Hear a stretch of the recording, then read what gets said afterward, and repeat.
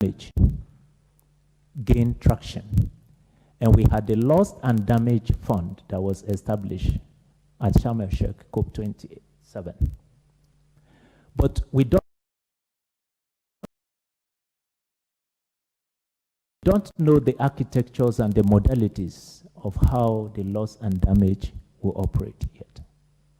So this summit, the issues of fast acceleration of the operationalization of the Loss and Damage Fund was also things that our leaders also took note of and called for immediate and fast operationalization of that. That might also require some legislative backings when it comes, because from the experience of the Green Climate Fund, we know they complain how difficult it is for African countries to access climate finance. Yes, the money is there, but when you look at what is required to assess this climate finance to address the impact of climate change on the continent, honorable members, you agree with me that in some cases we need to even fly in consultants to come and help us develop bankable project proposals. Again, we need to put in place institutions, strong institutions, and our leaders took note of that.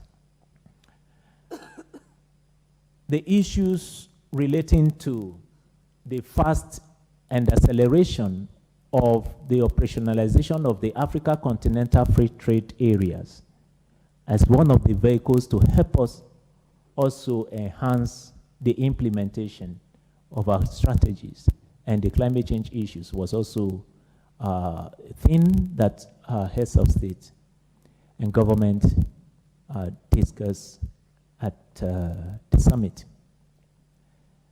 And like I said, this is just a brief highlight, honorable members. But in this journey, as far as the African Union Commission is concerned, we cannot walk it alone. We would need the support of the parliamentarians from the various member states, the regional parliamentarians, and the continental.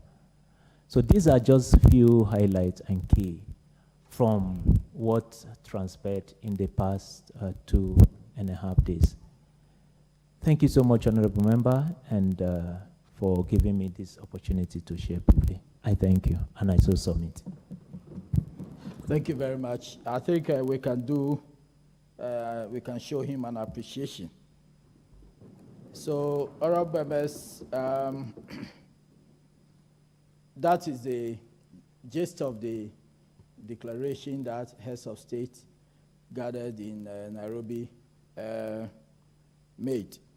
And I would urge all of us to take time to read the declaration and possibly make statements in our national parliaments on this declaration.